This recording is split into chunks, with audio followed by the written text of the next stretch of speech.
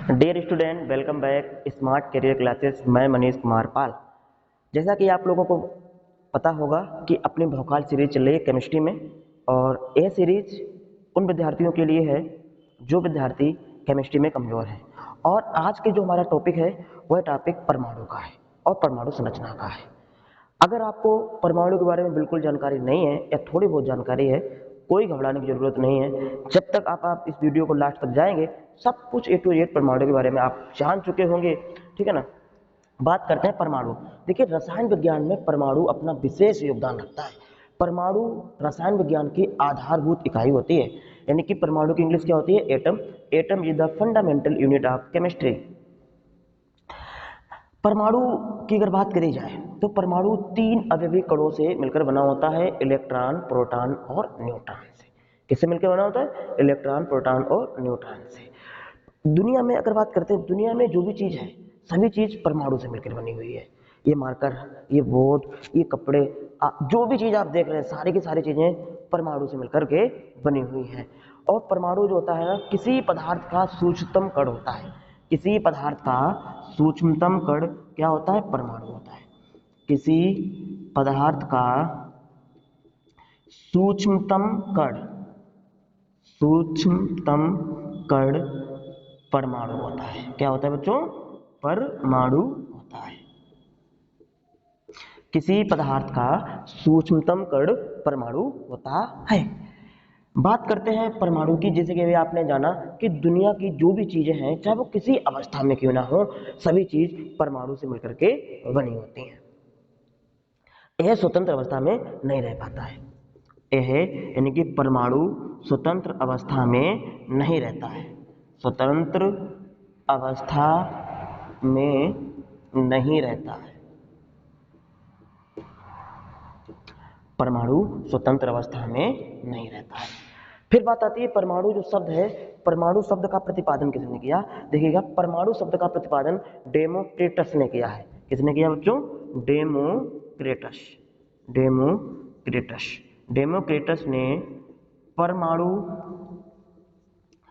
शब्द का प्रतिपादन किया। प्रतिपादन किया। डेमोक्रिटस ने परमाणु शब्द का प्रतिपादन किया।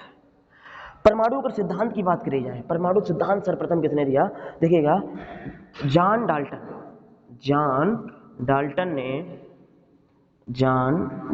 ने सर्वप्रथम परमाणु सिद्धांत दिया। परमाणु सिद्धांत दिया।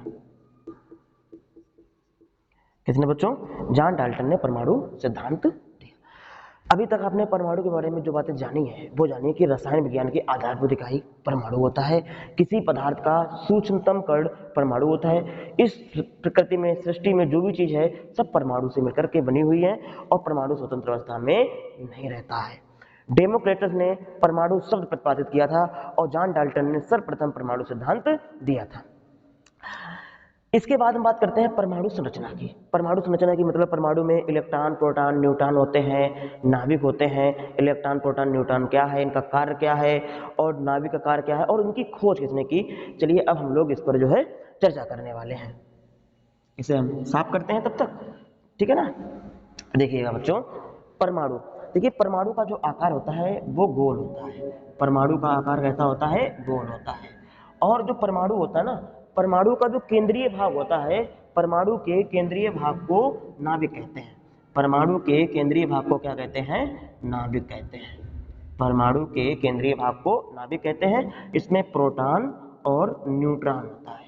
इसमें प्रोटॉन और न्यूट्रॉन होता है। परमाणु की जो ये भारी कक्षाएं हैं, देखिएगा, ये परमाणु की जो भारी कक्षाएं हैं बच्चों, इनमें इलेक्ट्रॉन चक्कर लगाता है। देखिए, पहली कक्षा होती है, इसमें 2 इलेक्ट्रॉन होते हैं। दूसरी कक्षा होती है, इसमें 8 इलेक्ट्रॉन होते हैं। 2, 5, 6, 7 और 8, ठीक है ना। फिर इस प्रकार से अगले में 18 होते हैं, 32 होते हैं, ठीक है ना। तो ये जो बाहर ये जो चक्कर लगा रहे हैं, ये हमारे क्या चीज है बच्चों? इलेक्ट्रॉन है। ये चीज हमारी क्या है? बोलो, इलेक्ट्रॉन है। और नाभिक में क्या होता है? नाभिक में हमारा होता है प्रोटॉन और न्यूट्रॉन। प्रोटॉन और न्यूट्रॉन। प्रोटॉन और न्यूट्रॉन। परमाणु के नाभिक में प्रोटॉन और न्यूट्रॉन होता है। देखिएगा इलेक्ट्रॉन जो होता है ना ये ऋणावेशित होता है, प्रोटॉन धनावेशित होता है। इलेक्ट्रॉन कैसा होता है, ये ऋणावेशित होता है इस पर, और प्रोटॉन धनावेशित होता है, और न्यूट्रॉन इस पर कोई भी आवेश नहीं होता है, ना पॉजिटिव होता है ना निगेटिव होता है। नाभिक में प्रोटॉन और न्यूट्रॉन होता है, प्रोटॉन होता है पॉजिटिव और न्यूट्रॉन होता है न्यूट्रल। इसीलिए नाभिक में जब भी आप देखते होंगे तो नाभिक में बीच में चिन्ह प्लस का लगा होता है, क्योंकि प्लस प्रोटॉन पॉजिटिव होता है बच्चों। ये जो हम आप देख रहे हैं ये पहली कक्षा है, ये दूसरी कक्षा है, इसे हम लोग कक्षा बोलते हैं। क्या बोलते हैं, कक्षा बोलते हैं। इसे हम लोग कोर्स भी बोलते हैं बच्चों, इसे हम लोग कोर्स बोलते हैं। बहुत सारे टीचर कक्षा बताते हैं, कोर्स बताते हैं, कोई मुख्य क्वांटम संख्या बताता है, आप कंफ्यूज हो जाते हैं, ठीक है ना। कोई जरूरत कंफ्यूजन की कोई आवश्यकता नहीं है, क्योंकि ये आपको समझना चाहिए, ठीक है ना। इसी कक्षा बोलते हैं, इसी कोर्स बोलते हैं, इसी को हम लोग मुख्य क्वांटम संख्या भी बोलते हैं बच्चों। इसी को हम लोग क्या बोलते हैं, मुख्य क्वांटम संख्या, मुख्य क्वांटम संख्या, ठीक है ना। अच्छा, इसी को हम लोग देखिए कोर्स को हम लोग बोलते हैं सेल, कक्षा को बोलते हैं, कक्षा होती है इसे हम लोग ऑर्बिट बोलते हैं, मुख्य क्वांटम संख्या इसे हम लोग बोलते हैं प्रिंसिपल क्वांटम नंबर बोलते हैं, ठीक है। बात करते हैं इलेक्ट्रॉन की। तो इलेक्ट्रॉन की खोज किसने करी है, इलेक्ट्रॉन की खोज करी है आपके थॉमसन ने, थॉमसन। और थॉमसन भी कुछ जगह मिलेगा इंग्लिश में आपको। प्रोटॉन की खोज किसने करी है, रदरफोर्ड ने। किसने करी है, रदरफोर्ड ने। यहीं पर बहुत सारे बच्चे कंफ्यूज होते हैं कि गोल्डस्टीन ने की है कि रदरफोर्ड ने की है। कुछ टीचर गोल्डस्टीन बताते हैं, कुछ लोग रदरफोर्ड बताते हैं।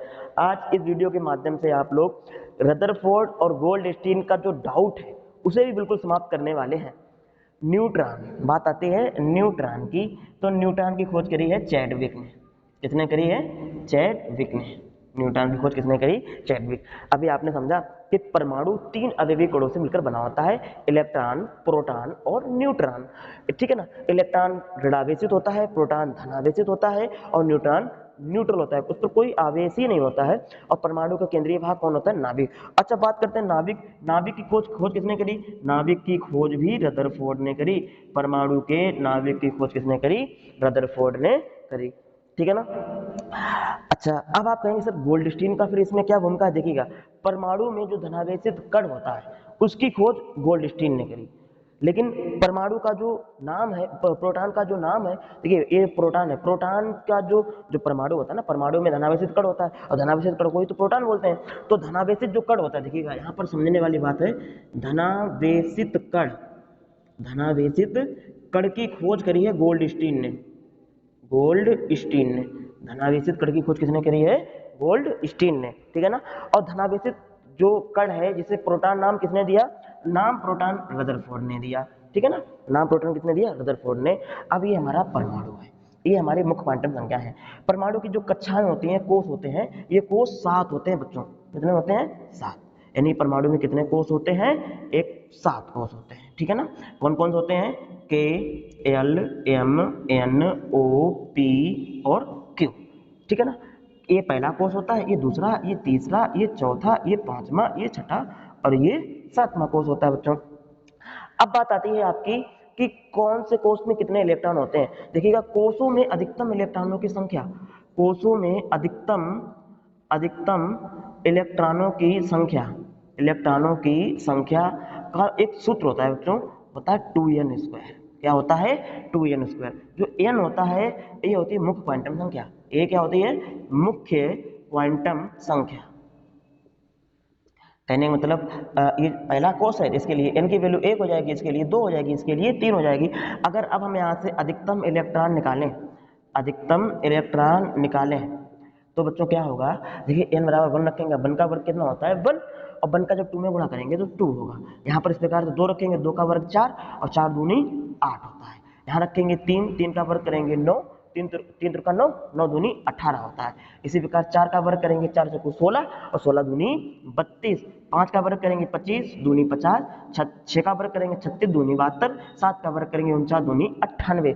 देखिएगा के कोष में अधिकतम इलेक्ट्रॉन की संख्या कितनी हो गई, 2, एल में 8, एम में 18, एन में 32, ओ में 50, पी में 72, क्यू में 98। ये तो हो गए कोष। बात आती है उपकोष की। किसकी बात आती है, उपकोष की। परमाणु के कोषों में उपकोष भी होते हैं, उपकोष होते हैं 4। ये होते हैं एस, पी, डी और एफ, ठीक है ना। एस उपकोष में अधिकतम 2 इलेक्ट्रॉन होते हैं, पी में 6 होते हैं, डी में 10 होते हैं और एफ में बच्चों 14 होते हैं, 14 होते हैं।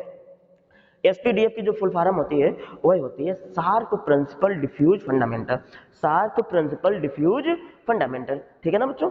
देखिएगा परमाणु के बारे में आपने बहुत कम समय में बहुत कुछ सीखा। सबसे पहले रसायन विज्ञान की आधारभूत इकाई क्या होती है, परमाणु होती है। Atom is the fundamental unit of chemistry. और परमाणु जो होता है ना, ये प्रत्येक पदार्थ की जो सूक्ष्मतम कण होता है वो परमाणु भी होता है।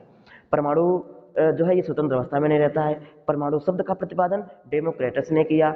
इसके बाद में परमाणु सिद्धांत डाल्टन साहब ने दिया। फिर बात आती है परमाणु संरचना की। परमाणु संरचना, परमाणु के केंद्रीय भाग को नाभिक कहते हैं। अगर कोई आपसे पूछ दे कि भैया नाभिक किसे कहते हैं, तो आप बताएंगे परमाणु के केंद्रीय भाग को नाभिक कहते हैं।